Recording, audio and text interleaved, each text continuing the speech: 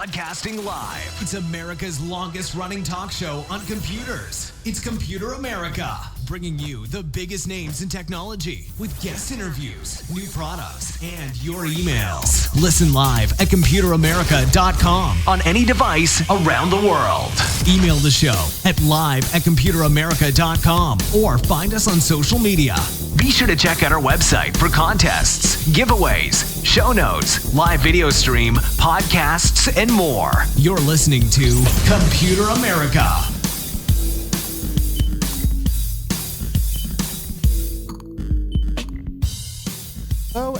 Hello and welcome into the Computer America Show. That's right. Thank you so much for joining us. And I am your host, Ben Crossman. I hope all of you are having a wonderful day. And yeah, hopefully it's going well because, some things have been happening here behind the scenes. We'll talk about them later in the show. And it has been chaotic. But we are here to give you another hour of entertainment.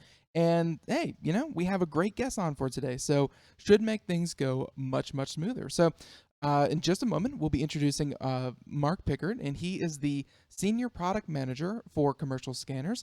And yes, Epson, you have heard them. You have used their products. You have seen what they can do. And we just had them on, I want to say about 2 weeks ago. We had another gentleman on, and, we were talking about their printers and that kind of deal. Now we're doing scanners because Epson, they do quite a few products. So again, we're happy to have them on. But before we introduce Mark, I, of course, want to mention a few things, including ComputerAmerica.com. Why is that so important? Well, that is where you will find everything and anything for Computer America, be it show notes, where we have links to, such as today, our guest products, our guest website, or any kind of articles, videos, anything that we do, we put in the show notes, so it's very, very convenient. If you happen to be working out, or if you're just working, or if you're driving, don't grab that pen and paper. Just head on over to ComputerAmerica.com. Also, be sure to check out the live video stream. We are, still getting that nailed down. Again, this has to do with the things happening behind the scenes. But please, watch Computer America. Don't just listen to Computer America. And yeah, it's a lot of fun. And the last thing is a social media contest, which should be up later this afternoon, where we give away a prize from our friends over at Logitech. Yeah, every single Friday.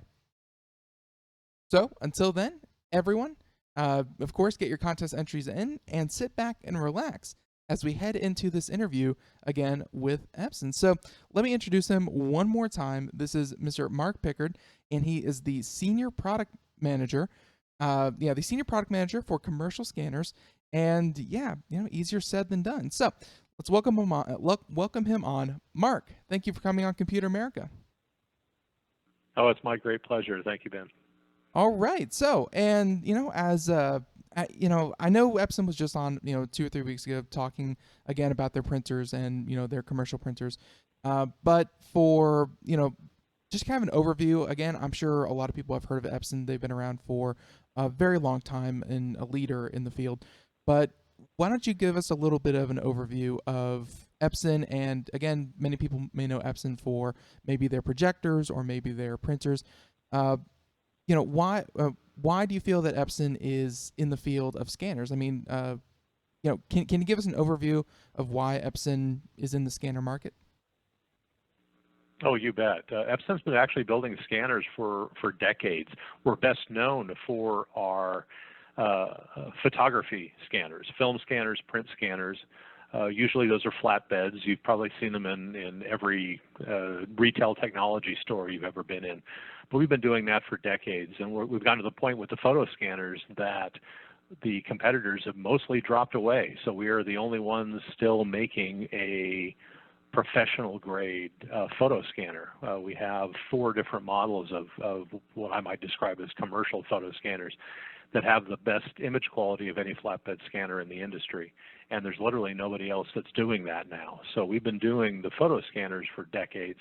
We took that same technology and adapted it to document scanners. It's a perfect marriage of the image experience that we have with the photo scanners and the paper handling experience that we have with the printers, because those the way the document scanner works is different from the photo scanner. The photo scanner, you'll put the print or the film on the scan bed, and then the scanner moves around, the scan element moves around the thing you're scanning. With the document scanner, it's different. You're moving the paper past the scan head. So with that fundamental difference, you need to have that experience both in the image capture part and in the paper handling part.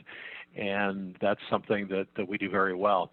So we really started getting serious on the document scanning probably 6 or 7 years ago, and had a very popular model back then called the GTS 50 that became one of the best-selling models.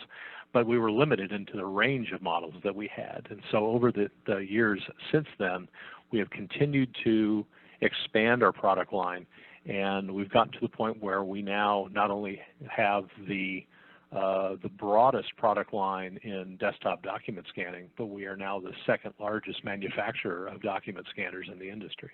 Very impressive. And again, glad to have you on, as you know, because you do fill that role. And we are here to talk about, like you said, you have picture scanning and document scanning. Today, I believe we're going to focus more on the commercial document side. And why don't we start off with, we're going to talk about a couple different models. We'll include links in the show notes, the DS780, 770, and the 575.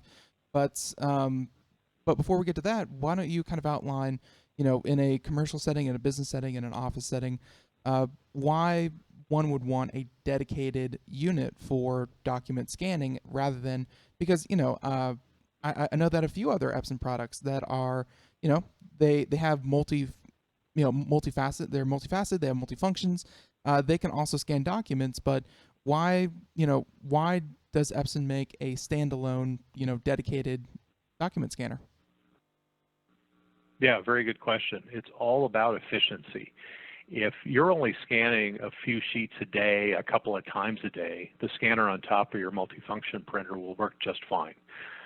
But when you start getting to the point where scanning documents is really part of the information flow of your business, where you need to capture information from paper and convert that into the digital environment, where you can hand that information off from one worker to another most efficiently, and you're doing that multiple times a day, you're not going to want to wait for the multifunction scanner to get the job done. If you have a stack of, let's say, 50 sheets with information on both sides of the page, that may take you, 15 minutes or something to get the scan job done on a multifunction, because typically those scanners can only scan one side at a time, and will have multi-pass duplexing where it pulls the page in. I'm sure you've seen these. Then the page backs out, it goes back in, it gets flipped over, it gets scanned again, and then puts in the output tray. And so one sheet can take seconds. And then you multiply that by 50, and you're now talking about many minutes, where these document scanners, in almost every case, can scan both sides in one pass. And the slowest desktop we have is 35 pages a minute. So you can go through that 50-sheet stack in less than a minute and a half. And so when you're doing it a lot, you don't want to wait for the scanner to keep up. And it's the efficiency of the whole process is paramount. So similarly, if you have a central copy machine that has a scanner on it, the last thing an enterprise wants to do, if again they're doing this regularly, is to get the worker to stand up and go to the machine where they're going to scan. Because then they stand there, even worse if they have to wait in line, but then they stand there waiting for the scan to be completed, and they're not doing any other work. It's completely wasted time. If they had even an inexpensive desktop scanner next to their workstation, they put the originals in, tell it to scan, and go back to work. And it's much, much less disruptive. And when you look at the time efficiency of the employee, the scanner ends up paying for itself very, very quickly. Yeah, and that is what really matters, is, not so much that, you have other products that can, do the same thing and, maybe as good or even better, but it's efficiency thing. And we have a couple different models, as I mentioned. Why don't we start with, I believe this is going to be kind of the entry level, and the DS575W. I know, rolls off the tongue. And and again, all these are meant to sit on your desk. They are not floor models. and pretty compact. So why don't we start with the 575 and then work our way up? What are some of the advantages of the 575? Sure. Well, all of the models that we're talking about today fit in between the range of desktop scanners that we have. So as you said, these aren't standalone devices you'll have in the aisleway. These are designed to sit right next to your workstation on your desktop, and we have existing models. The DS530 and the DS860 set the range of desktop models for us, and that's 35 pages a minute at the low end and 65 at the high end. So everything we're talking about today fits in between those boundaries. And then they have other different features on connectivity and speed that I'll talk about. So the 575, I made reference to the DS530 just a second ago. The 575 is exactly the same performance as that DS530. The difference is that W in the name. We've added a wireless interface that allows the user to scan directly to their PC, their Mac, an iOS or Android device over that Wi-Fi link. So you can connect one device directly with the scanner, or you can connect the scanner over your existing Wi-Fi network and use the scanner with multiple devices or users. So it allows you to share one scanner among multiple, either multiple workstations or multiple devices for an individual. Right. And so it's no coincidence that DS575 is 35 pages a minute. It's exactly the same as the DS530. The two models are otherwise identical beyond that Wi-Fi connectivity of the new model. Right, and of course, Wi-Fi connectivity, you can see where that's obviously a big deal in today's office place. And,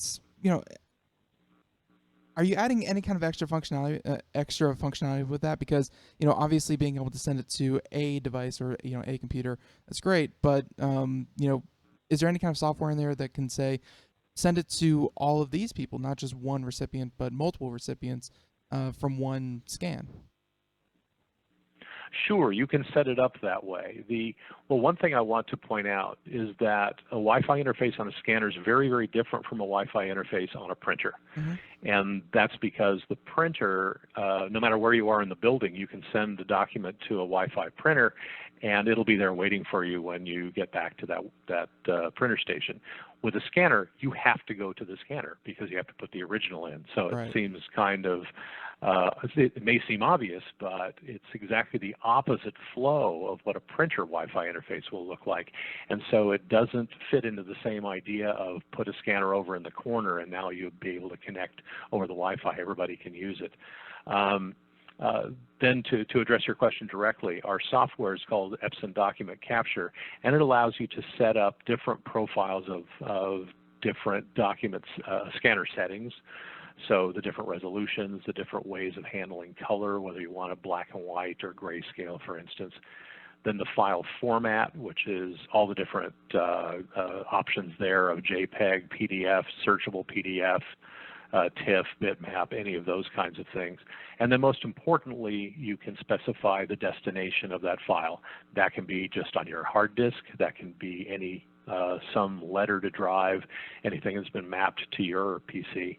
But it can also be an attachment to an email, and that email can be an email list. So Right. you'd be able to scan into this profile that says send it to everybody on the sales team, and you just have everybody's email address in that job description that you've defined, and now everybody gets it. And that's actually a very, very useful way of defining that destination.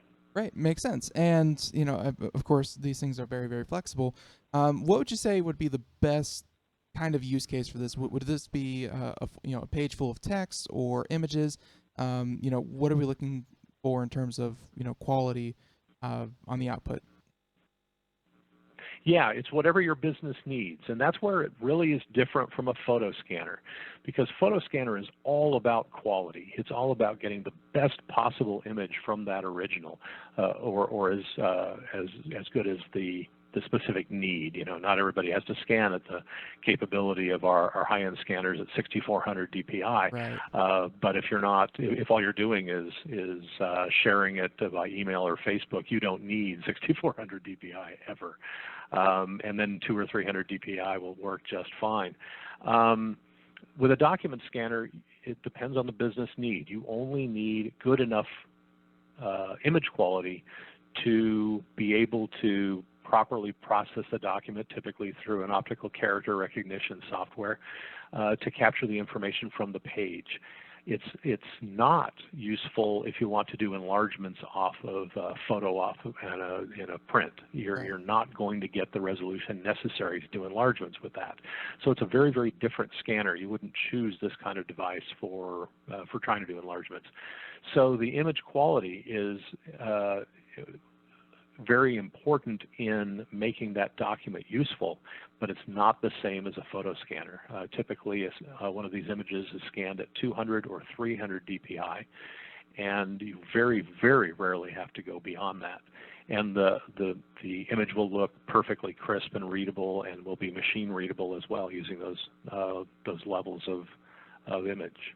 Right, and very well said. And before we move on to the next model, the 770, we're looking at the images here on your website, and obviously the traditional 9x13 printer paper fits perfectly. But what size documents can you feed in there? Can you fit larger pieces of paper or business cards? What's the range on the feed size? Yeah, good question. The smallest is about the business card size. It does vary a little bit by model, and we'll have all the specs up online, of course. But the smallest is about business card size. And one of the nice things is you can take stacks of business cards and scan those. And on most models, we actually include business card processing software as well.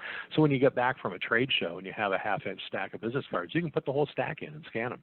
And it will be a much, much faster way of capturing all of those names, email addresses, things like that.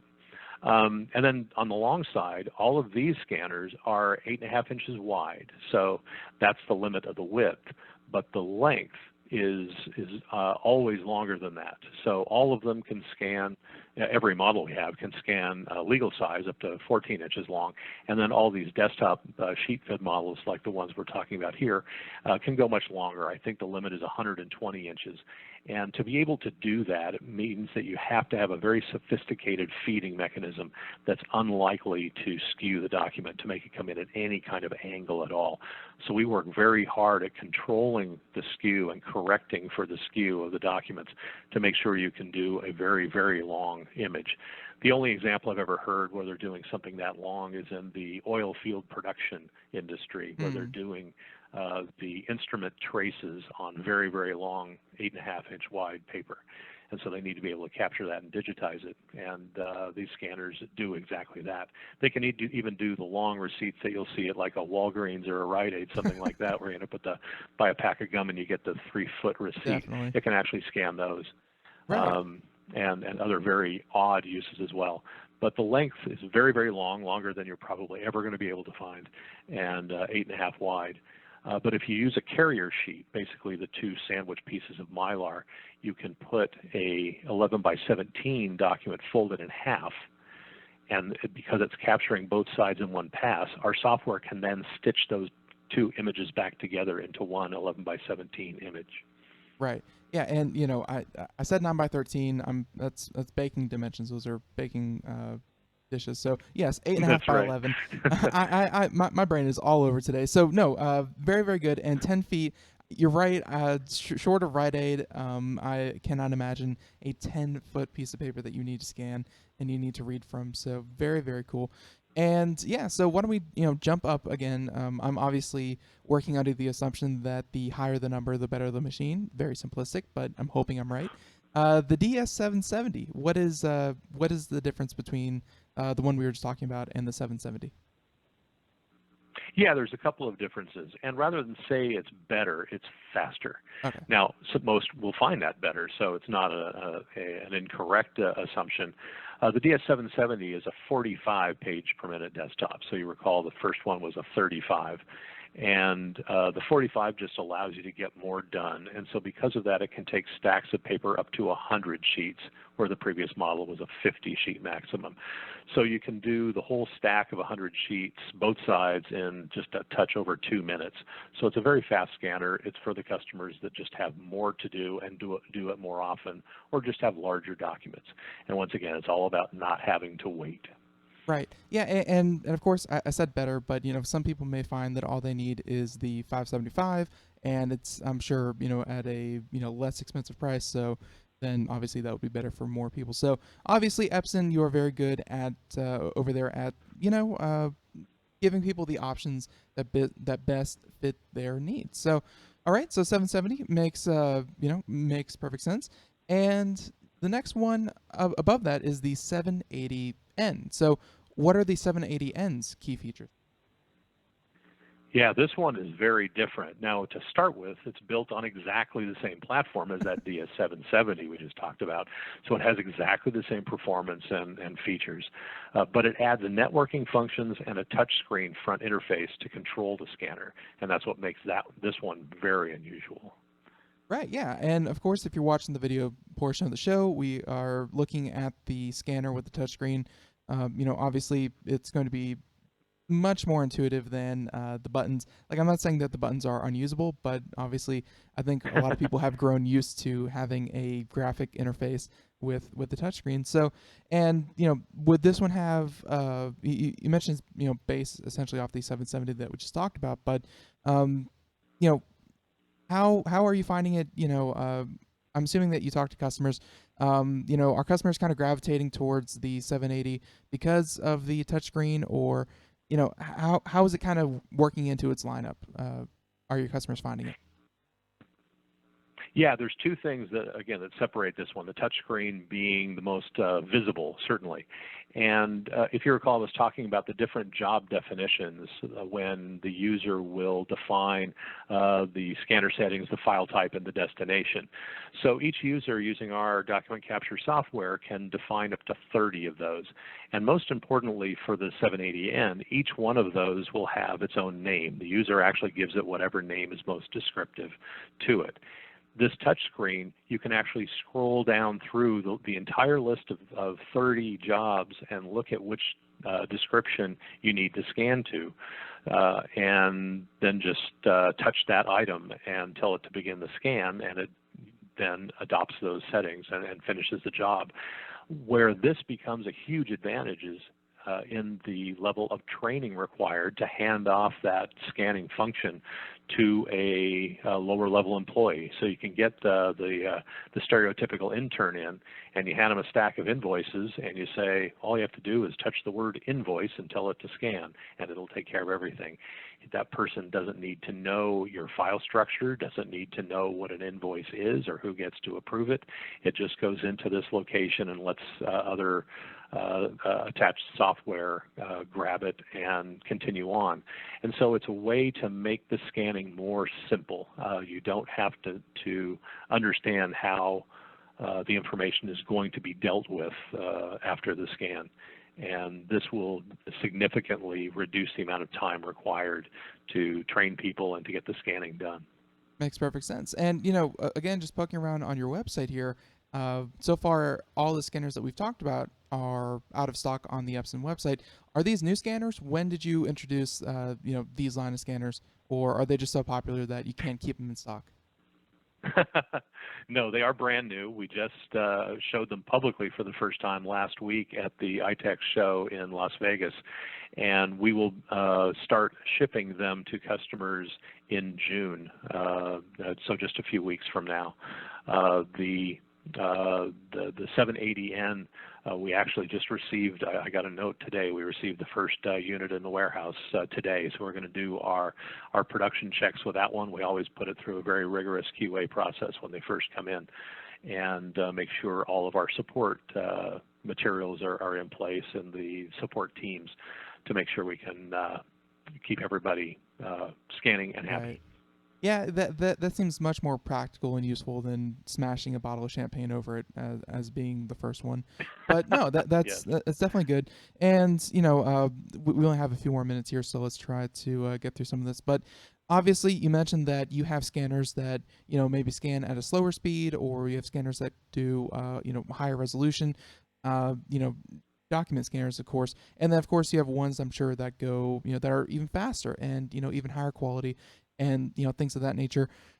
What would you say is the target for this? Because obviously this so far has seemed like kind of the middle ground, cost performance wise, and what you get, it's all, very, very, down the middle of the road. So who is the target audience for these scanners? Yeah, they're certainly targeted for business use, but I've met individuals that are scanning bankers' boxes full of archive files, and even an individual might need a really robust, fast scanner. And so it's all about their specific needs instead of whether they're part of a large business or a single sole proprietor. But the thing that we offer here is the entire range of different performance levels and features so they can buy exactly the scanner that they need, and really, most importantly, not overspend for the scanner that they get. So if they're buying a 60-page a minute scanner for a reception desk, they've just wasted about $500 because they didn't need to do that. And so we have the widest product line of any scanner manufacturer to allow you to do exactly that, to choose the best scanner to be most efficient in that specific environment at that specific workstation. Right, and of course makes perfect sense. And when we talk about what maybe sets you apart from, because Epson is not the only one that's trying to fill this space. What maybe sets you apart from some of your competitors? Is it your is it your cost? Is it your proposition that, hey, you're going to save a lot of money on training, or how does Epson set themselves apart from others in this field? Yeah, two fundamental ways. I already mentioned the flexibility to choose the exact scanner that will match the performance and connectivity you need at that workstation. And again, the widest range of models in the industry. But the most obvious or the most visible thing perhaps is that all commercial desktop scanners from Epson come with a 3-year warranty with overnight exchange. It's the best standard warranty of any scanner brand, and it makes sure that you've minimized any downtime. If you have a failure, you'll call our support number. They'll verify that indeed it was a hardware failure that needs to be corrected, and they'll put a scanner on FedEx overnight, and you'll be up and rolling at 10:30 the next morning. Very, very cool. And why don't we talk just real quick about the cost of these, because the all important cost. Why don't we start with the 575 and work our way up to the 780? Sure. The MSRP of the 575, DS575W is the full name, is $449. The DS770 is $999, and the DS780N is $1099, which is remarkable, I'll point out, because again, it's the same scanner functions as the DS770, adds all the network capabilities, so you can scan them, you can share that scanner among multiple workstations, and the touchscreen interface, and that's only $100 more than the unit that doesn't have those features. So it's a very, very, very well-priced scanner. Right. I was just about to say you get a lot of usability and a lot of functionality with not without that big price increase. Just $100. It's obviously going to be very attractive, I think, for a lot of people to to do just that. So if people want to learn more, of course, hey, I think we cover them pretty well here, Mark. But we also have links to, Epson.com. But if people want to learn more, do they check out your website, or where can they, maybe go and touch one in person, or where can they buy them?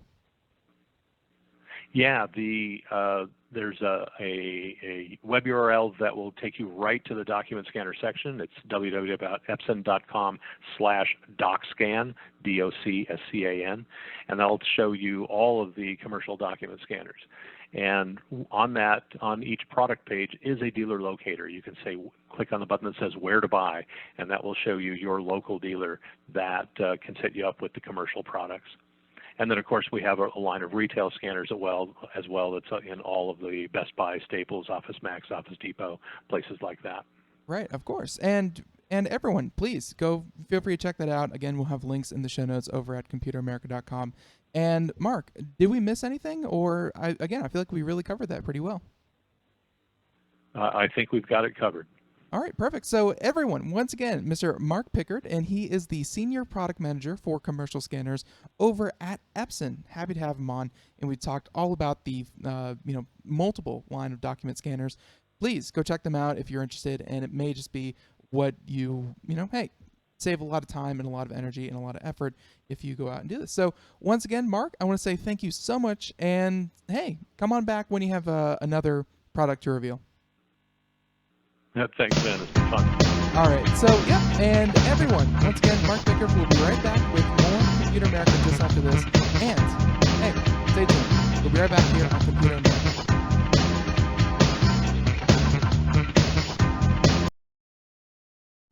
We are all Brother Wolf. 10 years ago, a group of locals banded together to create positive change.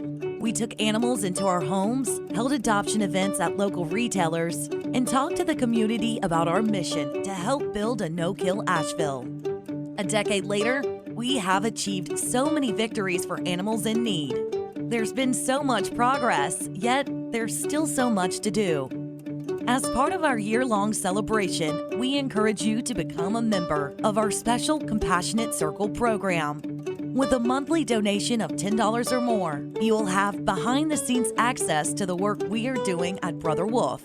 Our goal is to reach 1,000 members because we receive no government funding. Working together, we can help build and sustain no-kill communities. Learn more at compassionatecircle.bwar.org. We are a 501c3 tax-deductible organization.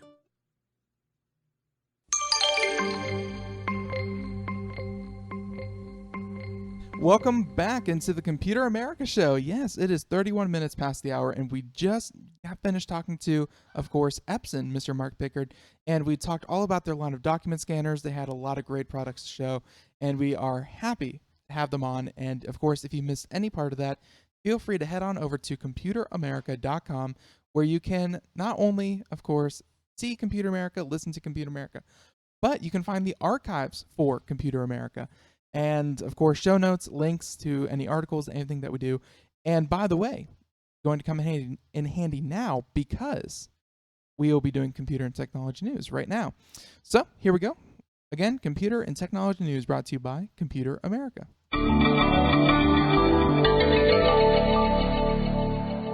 All right. And, like I said, so the first one we're going to do, and this is a very illuminating one, and I think a lot of people will notice this.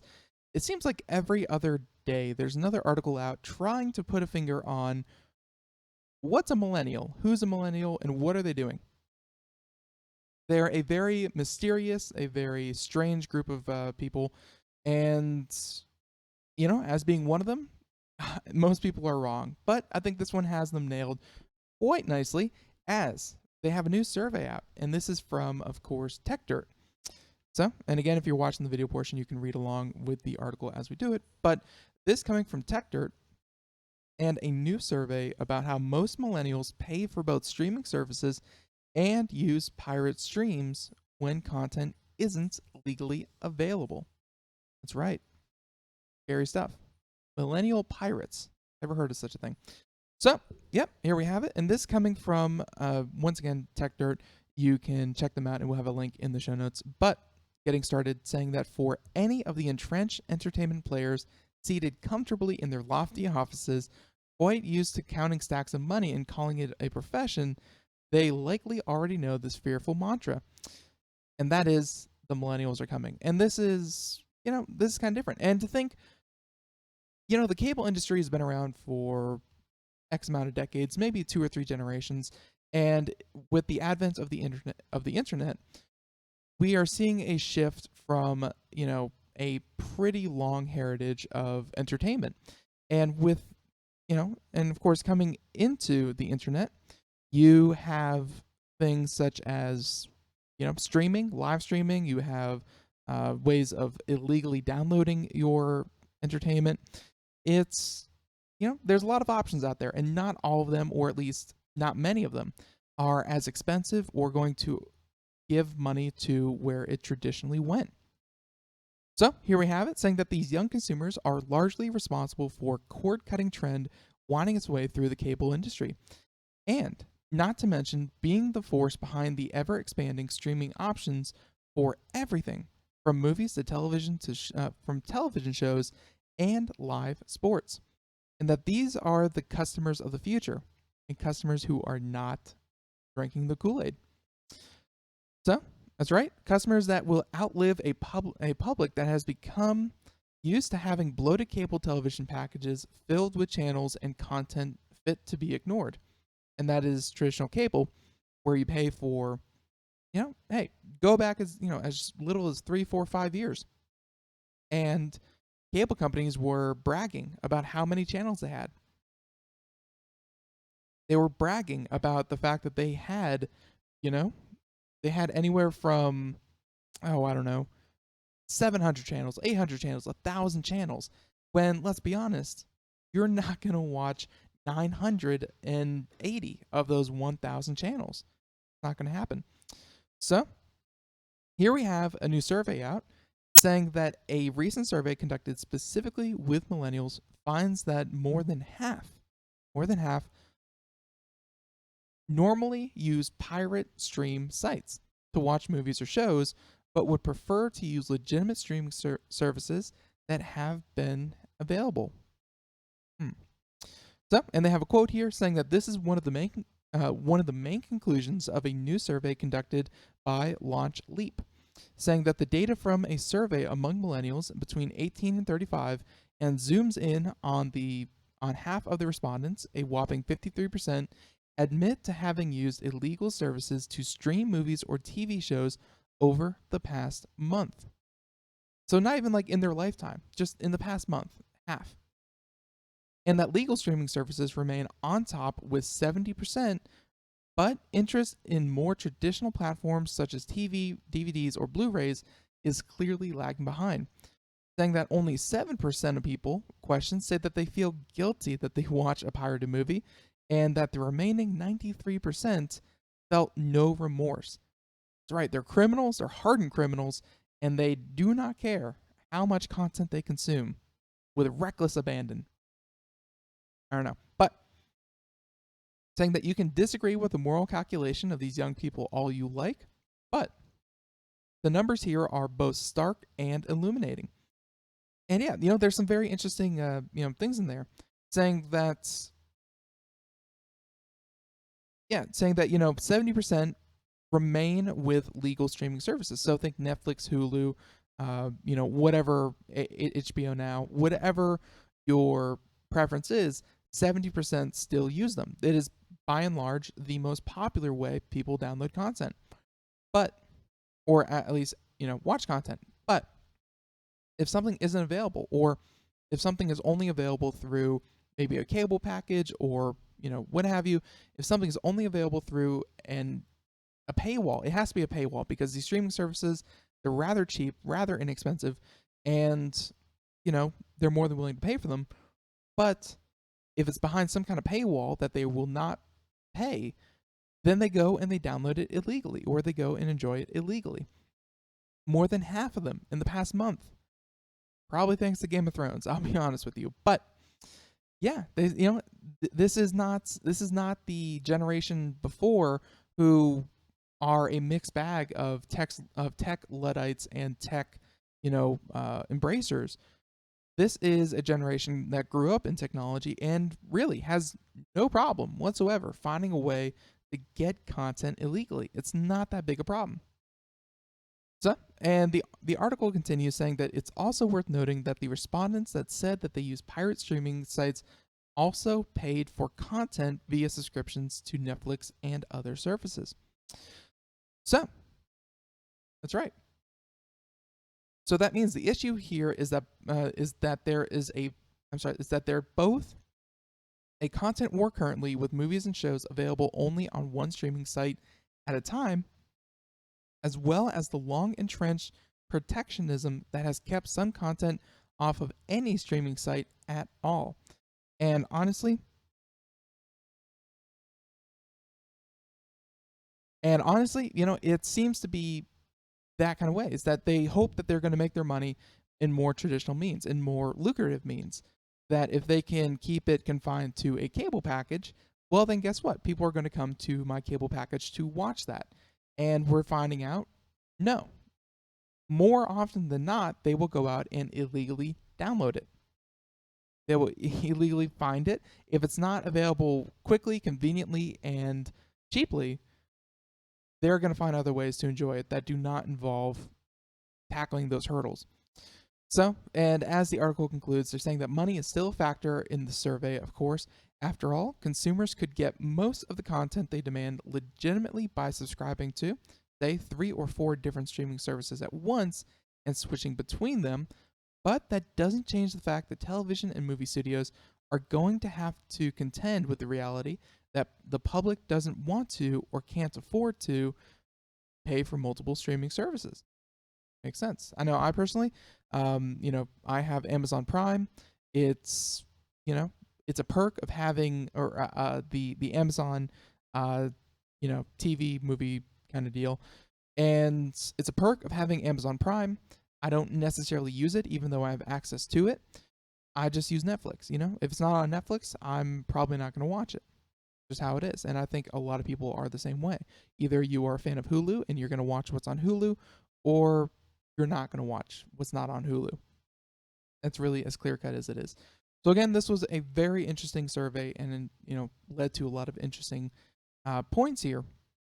But millennials, those weird millennials, safe to say, yeah, they'll steal content if you don't make it easily available. If you put it behind some kind of paywall, if you put it behind some kind of effort, they're not going to jump through your hoops. Just not how it's going to happen. So, all right, now we can move on to another article. And how about this one? This one about Amazon. And I think everyone knows it's coming. The question is, when is it coming? Not if, but when. And here we have it. This is from Quartz and written by Mike Murphy. And Amazon, you know them. They only ship out 1 billion packages a day, and half of those go to people's doorsteps. It's a very complicated, messy job. And yeah, it's not the easiest thing in the world, but it can get easier with automation. And Amazon is nothing if not open to automation. If you have worked in one of their warehouses, if you have even seen one of their warehouses, it is this weird amalgamation of course, you have, people working there, working their jobs, but you also have robots at every possible avenue that are going to, save people time, energy, effort. And yeah, Amazon's going to fully embrace this. So let's start out here by saying that Amazon is exploring the role autonomous vehicle technology could have in its business, and that is what the Wall Street Journal reported today. So the research is still in an early exploratory phase. And again, not to alarm anyone, but exploratory. Hey, they could come back and say it's just not feasible, it's just not affordable, and it would cost way too much money. But we're finding with automation, we're finding with machinery in general, hey, it's pretty cheap. It's pretty cost effective. So at any rate, they're saying that this hints at a larger plan of Amazon and its CEO, Jeff Bezos, saying that to own the delivery and logistics chain for its packages and make it as efficient as possible. And, this is not the first time we've heard this. We've heard this before, even from other correspondents such as, Nathan Evans of Popzara. There we go. Nathan Evans, he mentioned that Amazon is not in the, they're not in the book publishing business. They're not in the, they're slightly in it, or they're slightly in the, retail business. Their main business nowadays is shipping, because they ship everything to the door 2 days later. That's an amazing feat. So here we have it, saying that the e-commerce giant has been implementing and experimenting with technologies to reduce its reliance on human capital and suppliers for years. Saying that in 2012, it bought Kiva, which is a robotics company that it's used to help ferry items around its warehouse. Right. Saying that the small orange robots have cut the click-to-ship cycle from roughly 75 minutes to 15 minutes. Think about that. From the moment that you say, yes, I definitely want that automatic cat water dispenser, and then you say, but I also am going to want this bag of uh, salt crystals, 2 weird items. Within 15 minutes, Amazon is going to have those shipped out to you. If it's in, of course, an Amazon warehouse, within 15 minutes, those are out to you from you deciding, yes, I want that, to it's already on its way. That down from, again, a couple years ago, from 60 to 75 minutes. So it took about an hour to almost an hour and a half. Man, that is crazy. So that's right. And of course, and have led the company to redesign its warehouses to accommodate the robot's ability to get more goods into boxes quicker. And the Kiva equipped facilities are able to hold 50% more inventory per square foot than the ones without robots. Obviously, they're trying to make a point here that automation, robots, and Amazon, it's already happening. It's already working well when the robots are implemented in a proper way. And it's only going to continue to happen to some extent. So here we have it, saying that the company has also been running competitions to encourage researchers and engineers to build a robot that can identify, sort, and pack goods from items they see on warehouse shelves. And here we have it, saying that Amazon has said that this task remains a difficult challenge for robots, but startups like Right Hand Robotics are getting close. It might not be long before this sort of technology automates the majority of the work required to fulfill an Amazon order. That's right. A lot of different companies are working on this, and it only takes one to succeed before Amazon goes creepily into the future. Creepily, as in, imagine a giant warehouse full of goods that maybe a few humans ever get to experience. Otherwise, it's all just flown in and flown out. Crazy. So they're saying that Amazon is not stopping at the warehouse, of course, saying that they have a very vocal about its desire to deliver goods to customers using autonomous drones. They've been beating on this for 4 years now. And that they want to use small drones to deliver certain items to people's doorsteps within 30 minutes. And that they said that they had the first test flight in the United Kingdom, because obviously the FAA, drone regulations, they took it overseas. But they saw that the order was placed and the drone was able to ship the package within deliver the package 13 minutes after ordered. Obviously, this is going to be some kind of best case scenario. This is going to be someone very close to the warehouse, someone, within perfect flying conditions and things like that. But still, clicking on something and then 13 minutes later, it being dropped off at your door by drone, that is the dream of the Amazon future. So they said that, the U.S. Federal Aviation Administration, the FAA, said that there will have to be humans behind the drones and that it will likely not change that stance until early 2019. So we can see drones, in the future, but not the immediate future. So that's right. The company also has launched a cargo airline, Amazon Prime Air, this year, to be used at certain times of year to handle the increased shipping needs. So obviously, otherwise it relies on services such as FedEx, UPS, whatever, whoever uses those planes. But they have their own fleet, and they're hoping to get 40 planes to help even out the shipping times, during particular seasons. Amazon is working so that it is an island unto itself. It does not have to rely on anyone else to deliver packages. It does not have to rely on anyone else to really do anything. That's Amazon's dream. So they said that today's announcement evokes a future where self-driving trucks could haul goods to warehouses in much shorter periods of time. And of course, the announcement that we kind of skipped over, saying that Amazon is buying its own trucks, saying that while Amazon still uses FedEx and UPS, it does seem to be creating a structure that could completely replace its need for third parties. So, and again, if Amazon is working on autonomous robots to pack boxes, they're working or at least eyeing closely the idea of autonomous vehicles being able to drive themselves and fulfill orders. Going to happen. So, a lot of pieces would need to fall into place for this to happen, and human workers will still be needed to oversee the robots whirring around the warehouse. But perhaps in the distant future, there will be only one human left working at Amazon, and they have a picture of Jeff Bezos in a giant mech type robot.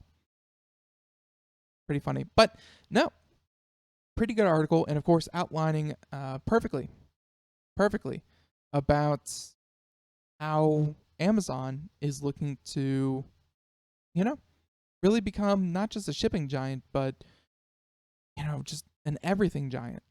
And hey, that's why they're so darn expensive when it comes to their stock. But okay, here we go. Let's do. No,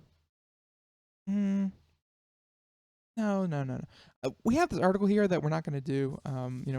Totally have the possibility about Marissa Mayer, leaving Yahoo with $186 million. And for those of you who had not been keeping track, this is a CEO that oversaw a potential recovery and the selling off of assets to Verizon, and otherwise completely messed up the company and its market share, and otherwise tanked the assets of the company, and is walking away with near $200 million. I don't know. It's one of those crazy things. All right. How about this one instead? This one is, this one is kind of strange, and this is, if you've seen the title of today's episode, we have Matrix Lambs. Well, this is what I meant, and that's here we have an artificial womb successfully grew a baby sheep, and humans could be next.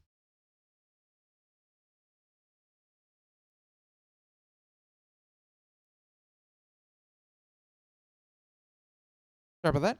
And yeah, so an artificial womb successfully grew baby sheep, and humans could be next. This coming from The Verge, and that Rachel Becker saying that the lamb spent 4 weeks in the external wombs and seemed to develop normally. And they even have a little, GIF of a, a baby lamb in a artificial womb. Pretty crazy. So, inside of what looks like an oversized Ziploc bag, and if you're watching the video portion, there it is. And yeah, that's a pretty good explanation for it. An oversized Ziploc bag with tubes of fluid, and 8 fetal lambs continue to develop, where much like they would inside their mothers, where over 4 weeks, their lungs and brains and they sprouted wool, opened their eyes, wiggled around, and learned to swallow, according to a new study that takes the first steps towards an artificial womb, saying that one day this device could help bring premature human babies to term outside of their mothers. But right now, it's only been tested on sheep. So obviously they're thinking of a situation where maybe a baby is born, weeks, if not months early, and they're looking for it to continue to develop. But obviously, you can't just implant the baby back inside the mother. So you would use one of these devices. So it's appealing to imagine a world where artificial womb grow babies, eliminating the health risk of pregnancy. And yes, there is indeed a risk. But it's important not to get ahead of the data, saying that fetal surgeon at the Children's Hospital of Philadelphia and the lead author of the study says it's completely science fiction to think that you can take an embryo and get it through the early development process and put it on our machine without the mother being a critical element here. So obviously this is not beginning to end of, birthing new baby lambs, but premature births. This is going to obviously help that. So instead, the point of developing an external womb, they call it a biobag, by the way, is to give infants born months too early a more natural environment to continue developing in. And yeah, so the article was decently long, so let's jump ahead here, saying that of course lambs are not humans, even though they are cute. and their brains develop at a somewhat different pace, saying that the author acknowledges that it's going to take more research into the science and safety of the device before it can be used on human babies. One would hope so. And they've already started testing it on human-sized lambs that were put in the biobags earlier in the pregnancy. And they were monitoring the few lambs that survived after being taken off of the ventilator to look for long-term problems, and so far, they seem pretty healthy. And they say, and the lead scientist says that expect something like this to happen within the within the next 3 years. So, and of course, Rogers worries about the hype surrounding the biobag could impact parents coping with preterm infants, saying that I think many people have been affected by preterm birth and that they think this is going to be some magic bullet. And I think that prematurity is just really complicated. Saying that, and of course, the researcher continues, saying, I'm still blown away whenever I'm down looking at our lambs. I think it's just an amazing thing to sit there and watch the fetus support acting like it's normally act in the womb. And yeah, so a little bit of uplifting news there. Premature babies, it's a big problem. After being one, I can tell you firsthand, I am full of problems, and I blame them all, not on myself, but on the fact that I was born a few weeks too early. Probably. And yeah, no, it's just very, very cool that scientists continue to work on things like this. All right, we have time for maybe one more story. Just one. And, how about we do this one? How about we do...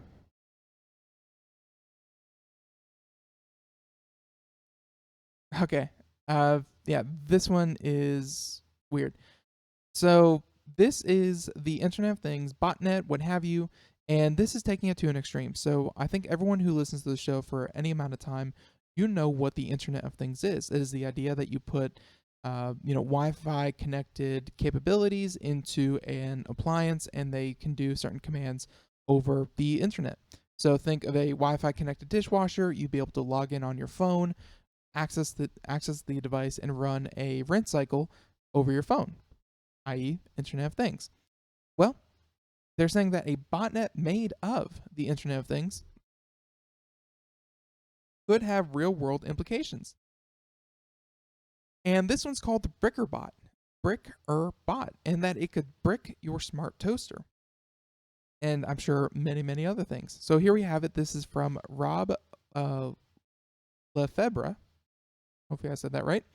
But saying that 2 new versions of a nasty botnet called BrickerBot were spotted in the wild by researcher Pascal Enens, who reported the latest attack for the security firm Radware, and that the permanent denial of service botnet like these can infect poorly protected Internet of Things devices like smart toasters and web-enabled massagers to bring down various connected web servers, and that these new Bricker bot iterations use script with even more commands and almost 4 times as many actual attacks as previous iterations to completely overwhelm their targets. This is what we saw with the Wi-Fi connected cameras, is that, as great as they are, as entertaining as they are, these Wi-Fi connected cameras, they connected like 1.2 billion of them, or 1.2 billion were verified to be vulnerable.